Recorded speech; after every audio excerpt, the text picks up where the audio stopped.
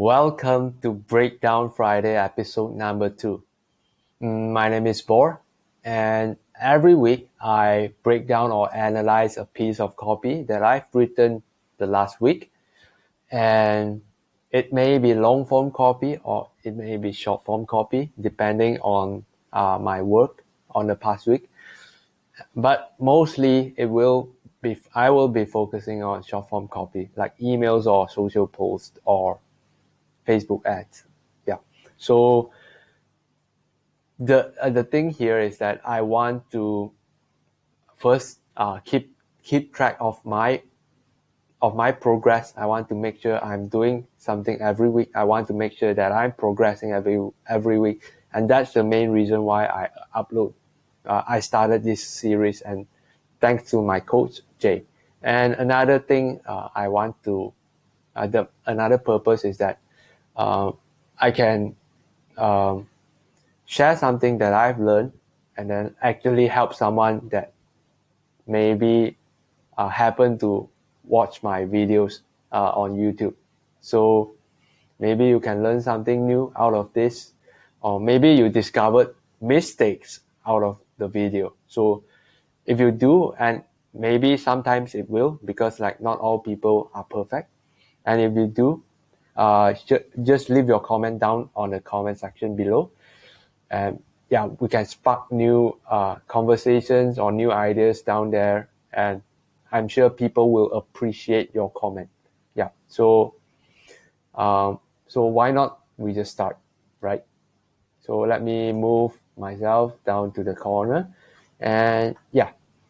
So recently, China has imposed a $1 billion ban on the private tutoring industry.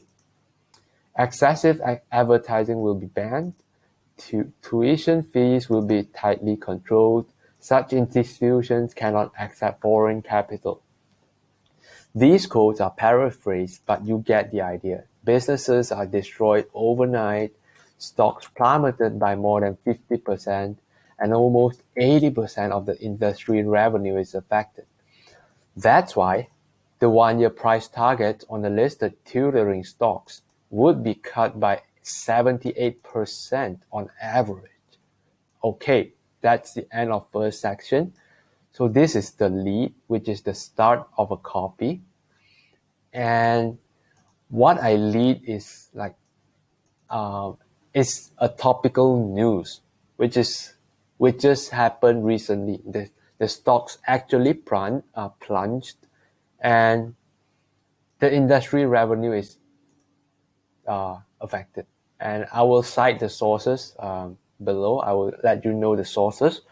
It's from Reuters News, and yeah, I just lead with something that may interest people because it's firstly news, and second it's about China.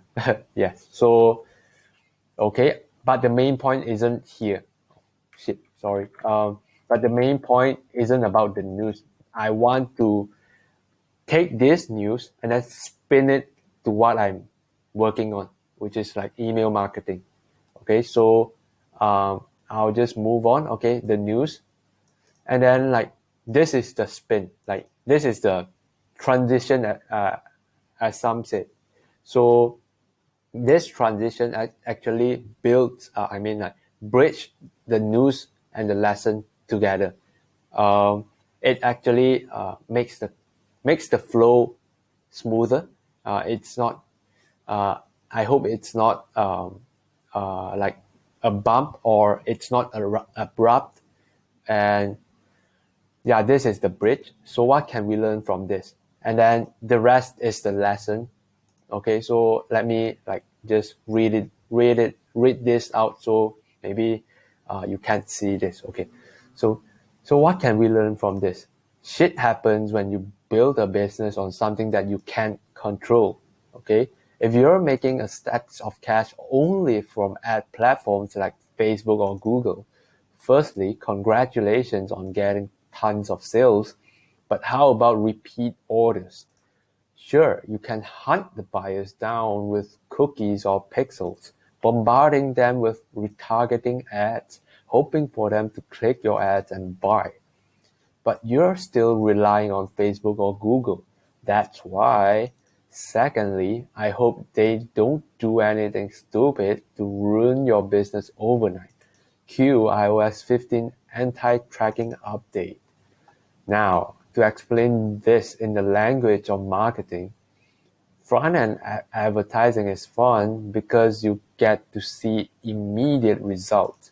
You profit if average order value is greater than cost per acquisition. You take a loss if AOV less than CPA. But the thing is, you're not in control of CPA. It's their call whether or not to increase the ad costs. That's why you have to think outside of the equation and see how you can improve lifetime value, which is repeat orders. It's something that you can control. So one way to extend lifetime value is to start doing email marketing. So this is where I start to tie it to what I do. Okay. You get to follow up with people who show interest in your offer, and hey, it's basically free advertising. No cost per mils, cost per 1,000 impressions, no cost per clicks, just pure profit. I just want to make this simple and not include like those overhead or whatever. Yeah, I just want to like make the point. There's no cost charged by the ad platforms. And most importantly, okay, I tie back to the main lesson. So we can go back up there, okay, and then see what's the main lesson here. Shit happens when you build a business on something that you can't control. So yeah, I just tie this to back to the control, which means that the main point here is to get as much control as possible, because initially I didn't include this, and when I added this email or this, I actually posted this as a Facebook post, but it can be turned into an email. Okay, I initially didn't include this part, and when I read the copy, when I edit the copy, it doesn't flow very well. It's just like a bunch of ideas jumping around, scattering all over the copy, and that's why you have to tie it back to what you want them to learn. What's the main takeaway here? You have to have only one takeaway per post, ideally. Okay, so when you learn this rule, and maybe when you are pro enough, you can break the rule. Okay, I'm not there yet, so I try to keep it as one idea per post or per email. Yeah, but you are in control. No one can take the list of buyers away from you because it's your list. They directly receive the emails you send. No fancy algorithms involved, unless it's spam. Excuse me. But don't get me wrong, I'm not asking you to stop front-end advertising. Instead, I just want to ask you a question. Without the help from Facebook and Google, what are you planning to do to get repeat orders for your business? Right? I ask a question, I end a question, just trying to create engagement between me and audience, just to leave them with a thought, so that they can think, and then they can see, they actually leave with something, right? This post is that they leave at least with a thought that they can chew it after reading the post. So it's the sources down there. I just include in the comments, like in the comments of my Facebook. And the thing is that the transition, the bridge, and the main lesson.